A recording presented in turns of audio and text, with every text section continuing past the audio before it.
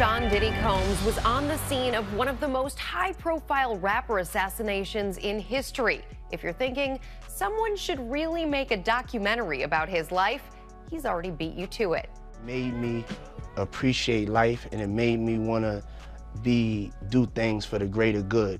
It all goes back to one point. So I have a dream. A lot of times people see your dreams, they crazy. What's the odds that you would do that in front of the camera? That's one of the moments where he forgot he was on tape. If I didn't say anything, you would interpret it as the hip-hop is fine with his behaviors. Throughout hip-hop history, there's always been a short list of people you simply don't want to clash with. Most artists keep conflicts quiet, sneaking in subliminal shots on records or handling problems behind closed doors.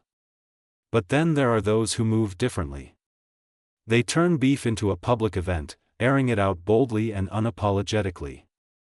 These are the artists who don't just rap about conflict, they embody it, fueling every feud with relentless energy. And at the center of that storm stands 50 Cent. He doesn't merely face his rivals, he flourishes in the chaos. Every dispute he enters becomes front-page news, rattling the industry and keeping fans locked in on every move. Special ASLELS challenge for you, Floyd. If you can read one full page of a Harry Potter book, nigga, I'll give $750,000 to whatever charitable organization you want to. The bucket of ice, man. Most people already know that 50 Cent didn't just have a feud with Ja Rule, he effectively shut down Ja's career at its peak. Their rivalry became one of the most iconic and unforgettable beefs in hip-hop history. It hit so hard that "getting Ja ruled" turned into slang, used to describe a rapper being completely demolished in a battle. When someone gets lyrically exposed or their reputation is wrecked beyond recovery, people still say they got Ja ruled. That's the depth of 50's influence. He didn't just come out on top of a feud, he left a permanent mark on the culture itself. I can't say that I can resolve a situation or a beef with somebody that I can't stand this nigga. You understand what I'm saying? Like, this ain't WWF. It's not like I just got rap beef with this nigga. I don't like this little. 50 Cent is no stranger to controversy. If there's tension, he won't hesitate to go at anyone, even his own family. When his relationship with his son, Marquise Jackson, fell apart, 50 didn't hold back. He publicly labeled him a crybaby and accused him of only wanting money. The situation stunned fans, because most people would never air family issues so publicly. But with 50, it became just another headline. It made it clear that when he's upset, no one is untouchable, not even his own blood. I had to have nothing, all right? And I had to rebuild my life over $600-700 a month. He's been trained to believe what you seen him say in that interview when I said that he's entitled. Really, it's his mom's entitlement. It's been filtered. But now, 50 Cent may have fired his most explosive shot yet, and this time, it's aimed at one of his longest-running and most powerful adversaries. We're talking about Sean Combs, better known as P. Diddy or Puff Daddy. Once hailed as one of the most influential figures in music and business, Diddy's name carried undeniable weight. He was seen as a symbol of power, success, and dominance in American entertainment. Lately, though, everything has flipped. His image has taken a serious hit, with accusations and troubling stories circulating non-stop. And 50? He's been watching patiently, choosing his moments carefully, and striking when it hurts most, turning Diddy's unraveling into one of the biggest hip-hop sagas in years. All of this has shattered Diddy's once polished image. His reputation isn't just bruised, it's in complete ruins. The man once celebrated for his empire and extravagant lifestyle is now engulfed in controversy, and the shine that defined him for decades appears to be fading fast. Reflect on the darkest times in your life. Sometimes you gotta do that. I was up. Many people have tried to unpack Diddy's stunning downfall through talk shows, interviews, and countless documentaries, all revealing layers of lies, betrayals, and an over-the-top lifestyle. Some of these projects uncovered stories so extreme they almost sounded fictional, from hidden rivalries to bizarre habits that kept fans endlessly speculating. Still, none have landed with the same impact as the latest 4-part Netflix series that has everyone talking, titled Sean Combs, The Reckoning, executive produced by 50 Cent. This explosive documentary is already being called the most intense and damaging deep dive into Diddy's world to date. And this isn't just another recap of old drama, it's carefully crafted and deeply immersive. The series walks through every era of Diddy's life, stitching together each phase like puzzle pieces that ultimately point back to the chaos unfolding today. With sharp storytelling, emotional weight, and jaw-dropping revelations, it keeps viewers hooked from beginning to end. By blending past scandals with new revelations, the documentary paints a clear picture of how Diddy's empire began to crack, and how his history continues to collide with his present. It stands out as one of the most compelling and tightly constructed documentaries to come out in recent years. If Sean Combs watches this, what do you think he's going to feel? Like, wow, this is amazing. I think he's going to say this is the best documentary I've seen in a long time. Before diving into the Netflix documentary, it's important to rewind and understand how the long-running tension between 50 Cent and Diddy first began. From the very start of his career, 50 entered the rap game ready for conflict, openly taking shots at anyone in his path. His 1999 track, How to Rob, was the spark that set everything off.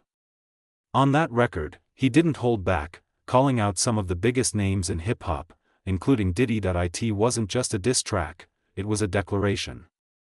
The song made it clear that 50 had no fear of status or power, and he was willing to challenge anyone at the top. All of this happened before one of the most infamous moments in hip-hop history, the day 50 Cent was shot 9 times and survived. That experience would later become a defining turning point, cementing his reputation as one of the toughest and most unbreakable figures the rap world has ever seen. He's shot. Is it a physical feeling? Yeah, it doesn't hurt as much as people imagine it hurts because of your adrenaline and how the shock of what's actually going on, it hurts after. That near-death experience didn't just alter 50's life, it transformed him completely. The shooting permanently changed his voice, giving it the deep, gritty sound fans immediately recognize. It also reshaped his music and persona, turning him into a symbol of survival and resilience. From that moment forward, 50 Cent wasn't just a rapper anymore, he became a cultural icon whose story went on to inspire millions. Okay, we'll wait. You can pray for a miracle. What's wrong? The voice don't sound the same. It's better. It's got more pain in it. By the early 2000s, 50 Cent finally crossed paths with Diddy, adding a new layer to their complicated history.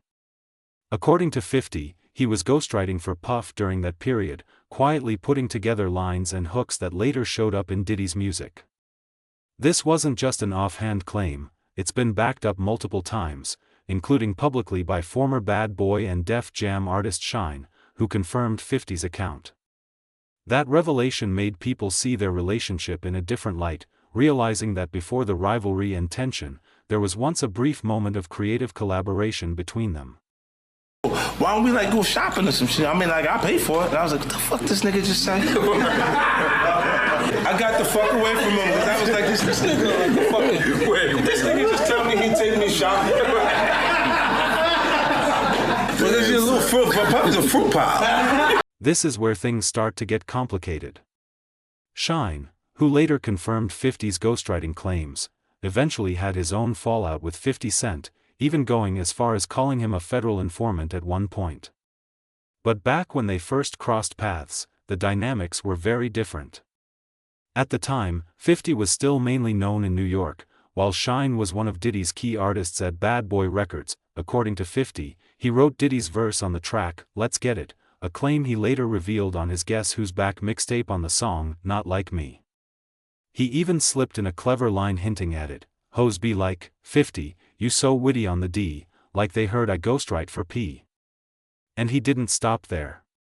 Later that same year, 50 took another subtle jab at Puff on the Bad Boys 2 soundtrack, ironically produced by Diddy himself, rapping, I run the city and I don't dance around like Diddy.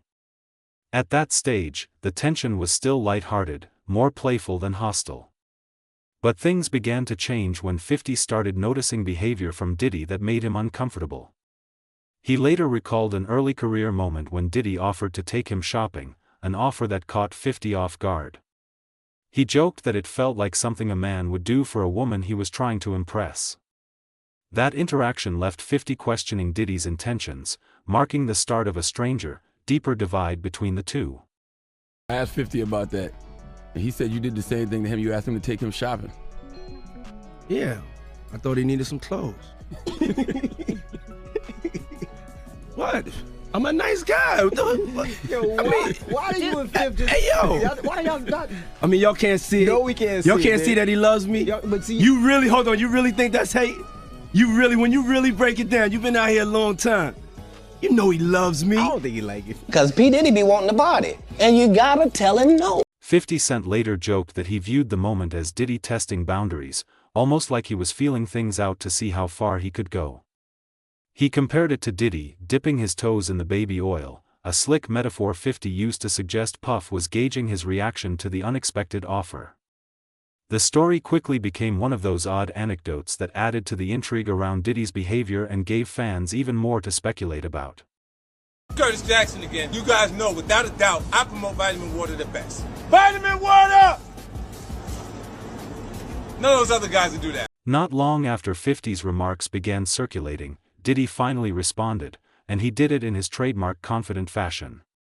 Instead of showing anger, he played it off with humor and swagger, acting as if none of it bothered him. But rather than putting the situation to rest, his response only fueled more curiosity and kept the tension between the two alive. He had a thing with wanting to be one, but not positioned to be one street-wise, but positioned to be one industry-wise. And they call that a paper gangster. From being an intern to being on the cover of the Rolling Stone. There you are in your underwear. Look at that. By the mid-2000s, 50 Cent had grown far beyond the label of just a rapper. He was a global phenomenon. His ascent felt unstoppable, as he dominated charts around the world with one hit after another. With multiple #1 singles and more than 20 top 10 records, he proved himself to be one of the most powerful forces in music at the time. And it wasn't limited to music alone. 50 was locking in major endorsement deals and sponsorships, transforming his name into a full-scale brand. Between his chart-topping success and savvy business moves, he had cemented himself as one of the biggest stars on the planet, with influence that stretched well beyond hip-hop. It was clear that 50 Cent wasn't like most rappers in the industry. He was built differently. While many artists focused only on the music, 50 approached everything with a sharp business mindset that set him apart from nearly everyone, except perhaps Eminem, who shared a similar hunger and vision. He launched his own record label, created a successful clothing line, and made smart investments that paid off in a major way, including securing significant stock holdings in multiple companies. He wasn't just earning money from hit records, he was building an empire. Every move made it obvious that 50 wasn't simply playing the rap game, he was owning it. It almost looked like 50 Cent had become everything Diddy aspired to be. He had the fame, the influence, and the respect, both in the streets and under the spotlight. To fans, he was a full-fledged sex symbol. To the streets, he was someone who had truly earned his credibility. That rare mix of toughness and charisma made 50 feel untouchable, the kind of star who could rule the charts without losing his edge. And for someone like Diddy, who always aimed to dominate both worlds, that had to sting at least a little. Watching the documentary now, it becomes clear why Diddy may have felt a sense of envy toward 50 Cent. Even though Diddy was already viewed as one of the biggest moguls in the industry, 50 possessed something money couldn't buy: raw, magnetic presence. When 50 walked into a room, attention followed automatically. He carried an aura that commanded respect without needing to say a word. Diddy had the fame and the fortune, but that natural energy, the blend of undeniable street credibility and worldwide influence, was something he couldn't fully recreate. It's easy to see how that imbalance could have struck a nerve.